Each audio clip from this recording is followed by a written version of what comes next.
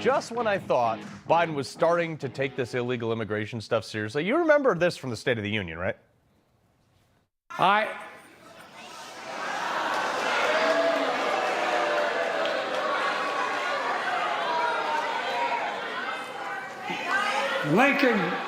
Lincoln Riley, an innocent young woman who was killed by an illegal. That's right.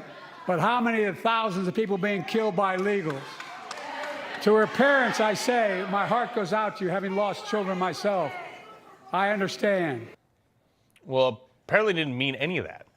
There has never been a greater juxtaposition of policy than what we saw this weekend. While Joe Biden was showing remorse for calling the murderer of Lincoln Riley an American citizen, whose name he mispronounced, by the way, while he was basically apologizing for calling that criminal illegal, Donald Trump was meeting with the family of Lincoln Riley. Unbelievable. Who really cares about Americans here? I mean, honestly, there is not a sane person on this earth that thinks anyone should be apologizing to a murderer for anything, but there is Joe Biden. This is maddening. A U.S. citizen was killed by someone who wasn't supposed to be here anyway, who had been arrested at least twice before, by the way, still here. Then he goes and kills somebody. And the President of the United States apologizes for calling him an illegal? Now the left is saying, well, Biden never apologized. The president absolutely did not apologize. There was no apology anywhere in that conversation. He did not apologize. Tomato, tomato. Then explain this. You use the word illegal when talking about the man who allegedly killed Lincoln Riley. An undocumented person. And I shouldn't have used illegal. It's undocumented. Because it matters, right? I mean, come on. This is going to tick off a lot of people, but I'm going to say it anyway, and I'm going to ask the question. In this modern day, I'm not talking about the days of like Ellis Island, what mass migration has made any country better off? I mean, seriously, what part of Europe was made better by the Syrian mass migration? Anywhere? No. I mean, there is a reason that Egypt is accepting approximately, give or take, 0 refugees from Gaza, why they put up an even bigger wall. I think they welded a top 10 feet on top of it. What part of America has been made better by recent mass migration? You can't answer that. None. The question, that is the question that should be asked before anything else is considered. It seems like everywhere these illegal go, there's an increase of crime and more tax dollars that from people who are actually legally here have to pay the tab for. Hey, look, my buddies, my fellow veterans can't get adequate medical care at the VA. They're killing themselves at nearly 20 veterans a day. But sure, let's redirect a bunch of funds to people who shouldn't be here anyway. This is so stupid.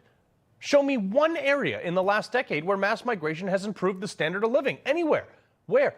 Nowhere. And also, when has a Democrat made anything better in that same vein? Show me one reason that we as Americans should be in favor of any of these Democratic policies. I mean, how does this help the U.S. of A.? That's all anybody should be concerned about. Oh, Carl, you should be more empathetic. They're struggling. They're looking for a better life. Sure, most of these people are being transported here. That woman, I doubt she walked from Guatemala, wherever she claims to be from. More than half of America can't afford a $500 emergency expense. Food is up like 30%. Crime is so bad that the National Guard is checking people's purses in New York City. But of course, Joe lives in a totally different reality. The American Rescue Plan helped working people and left no one behind. We're building an economy where no one's left behind. To make sure everyone has a fair shot, we leave no one behind. Except for our people in Afghanistan, too, right? There's a lot of people who feel pretty left behind right now. I mean, excuse me for not caring about illegal migrants and their problems.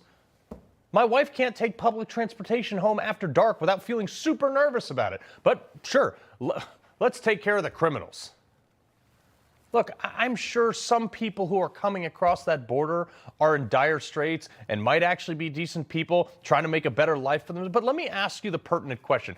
If you intend to vote Democrat in November, if you knew, not thought, if you knew that someone coming across that border was going to kill your son, your daughter, your mother, your father, would you at least want to shut it down or maybe have it better regulated?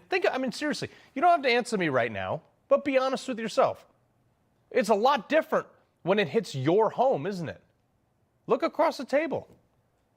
Because statistically, there is a 100% chance that someone's son, daughter, mother, or father will be killed by someone that isn't supposed to be here in the first place. Again, and it could be yours, could be mine. But does Biden address that? No, we won't have that conversation. Instead, he apologizes to criminals and gives the middle finger to Americans. And when they're not catering to illegals, they're catering to some insane woke policy, so much so that he's literally driving American jobs that Americans need to provide all these benefits, out of the country.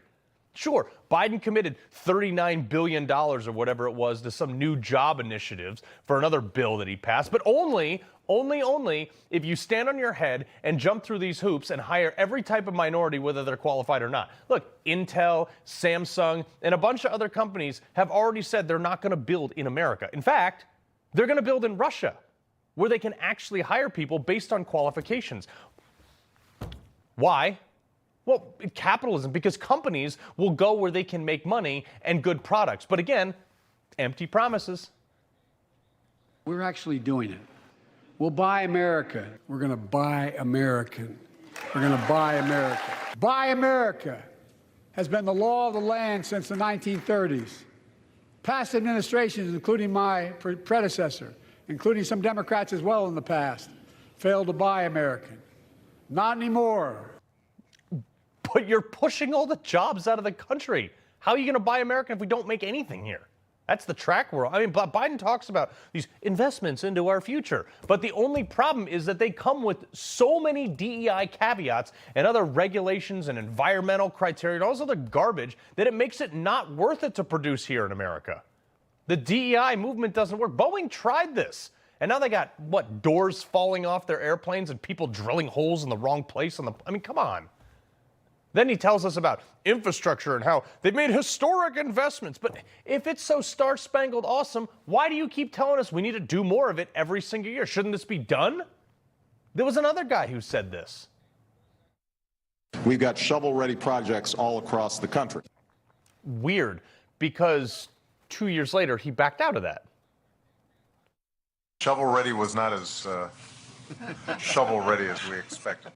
Strange. Democrat policies didn't come to fruition.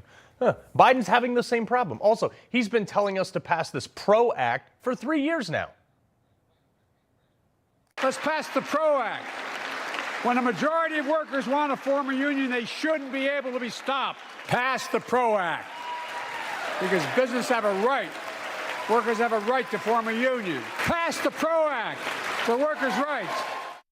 Said the exact same thing 3 years in a row. But, this would protect workers' rights to organize, giving them more rights to what I say is bully their employers for higher wages.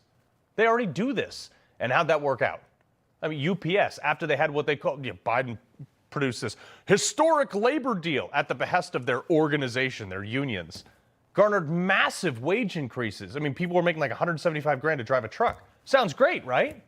Well, how'd that play out? Oh, weird. 5 months later, UPS had to cut 12,000 jobs to stay afloat. They just did this to the auto workers, too. And now the prices of cars are going up. For you and I, by the way. These policies suck. And no one on the left sees this. No one is like, wow, we're losing an awful lot of jobs every time we get a raise. And they sell the same BS every single year. Build the economy from the bottom up and the middle out, not from the top down. To build an economy from the bottom up and the middle out, not from the top down. America's comeback is building the future of American possibilities. Building an economy from the middle out and the bottom up, not the top down. I can't. In the next sentence, he announces new tax hikes on billionaires who already pay 90% of the tax burden in America. These Democrats cost you jobs by promising you higher wages, causing you to need government benefits. Then they go after the billionaires that actually pay for those benefits. Meanwhile, people like Joe Biden and his family apparently, according to a lot of these court cases, evade taxes. Who is really helping the poor here? Certainly not Joe Biden. Certainly not Democrats. They hand out forms that help people apply for those benefits, but it's all paid for by people who are already paying taxes. The same ones that in Biden's State of the Union, he basically called a bunch of greedy people. I mean, great job, dude.